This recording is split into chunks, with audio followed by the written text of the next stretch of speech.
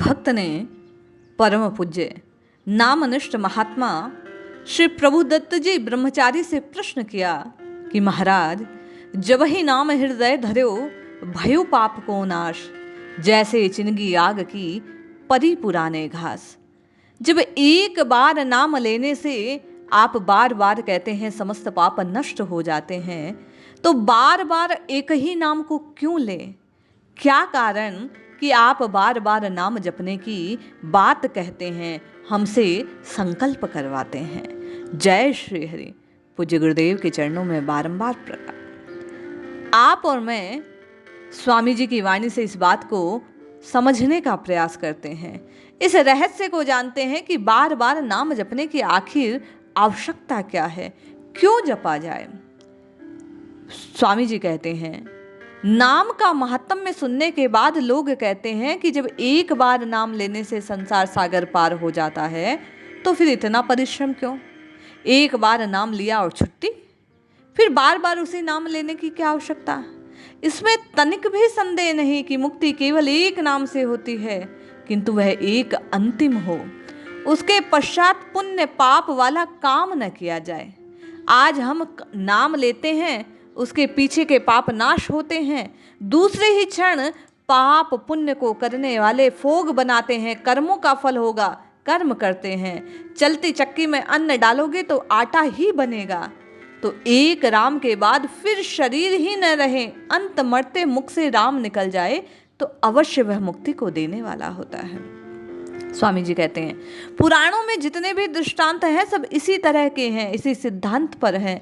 अंत समय जिसने नाम लिया वह पार हो गया। अजामिल ने मरते समय पुत्र के भाव से नारायण को पुकारा, भगवान को पुकारा। यहाँ अंत समय में नाम का महत्व बतलाया गया है। अंतिम श्वास का नाम होने से वह पुण्य पाप दोनों से मुक्त कर गया। फिर उसने न पुण्य किया न पाप, प्रभु प्रवृत्त निष्काम कर्म में लगा रहा। गिद्ध ने मरते समय साक्षात राम की सर में अपने सर को प्रभु की गोद में रखा, राम राम कहते कहते प्राण त्यागे। मारीच ने मरते समय राम को देखते हुए अंत में मन से राम राम कहते हुए शरीर त्यागा।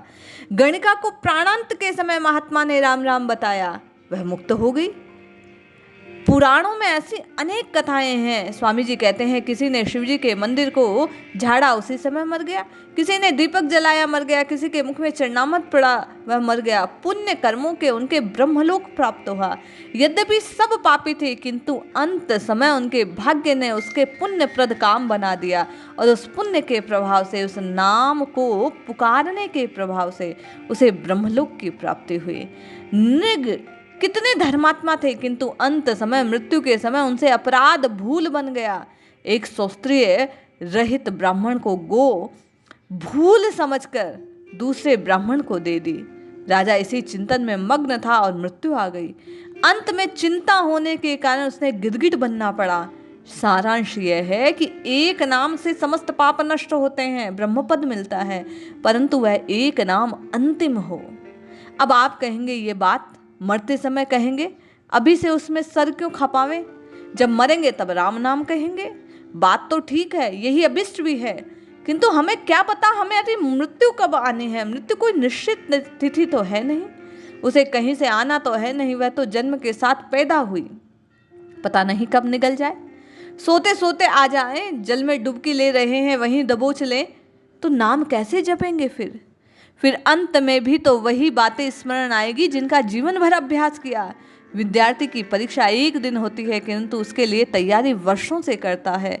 परिश्रम के डर से वह कहे कि अजी अभी तो परिश्रम करने की क्या लाभ, जिस दिन परीक्षा होगी, पर्चा होगा, उसी दिन लिख देंगे, तो वह कभी उत्तीर्ण नहीं हो सकता। परीक्षा में वही लिख सकेगा जिसने पहले से अभ्यास किया हो। समय तो एक बार ही आता है, किंतु उसके लिए हमें सचेष्ट होकर हर समय रहना होता है। कोई जंगल में है, उसे बड़ा भयंकर सिंह रहता है, हमें उसमें रहना है, तो अभिभावक कहते हैं देखो सावधान रहना, वहाँ सिंह है, जब आवे तो उसे फौरन गोली मार देना। आप उनकी बात मानकर पिस्तौल ले जाते हैं, हर समय उसके पास रखते हैं, सोते समय भी उसे नहीं छोड़ते। काम तो ठीक समय पड़ेगा, जब सिंह आ जाए तब मारना है, क्योंकि साथ रहेगी तभी तो काम आएगी। तभी तो उस पिस्तौल को साथ साथ लेकर चलते हैं। इसी प्रकार राम राम रटते रहो, नाम को छोड़ो नहीं। मृत्यु के समय भी वह कंठ में रहेगा तो बेड़ा पार होगा।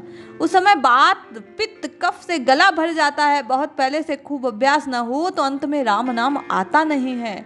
अभ्यास का ही तो जीवन पर बड़ा प्रभाव है। स्वामी जी कहते हैं इसका मुझे अनुभव है। मेरा मन एक क्षण को स्थिर नहीं होता। वे मन से श्री कृष्ण गोविंद हरे मुरारी हे नाथ नारायण वासुदेव कहता रहता हूँ। मेरे पेट के भीतर अंतरी में फोड़ा हुआ वह पक गया, पककर मवाद बन गई, किंतु जीवन शेष था, उसका विष ऊपर नहीं चढ़ा।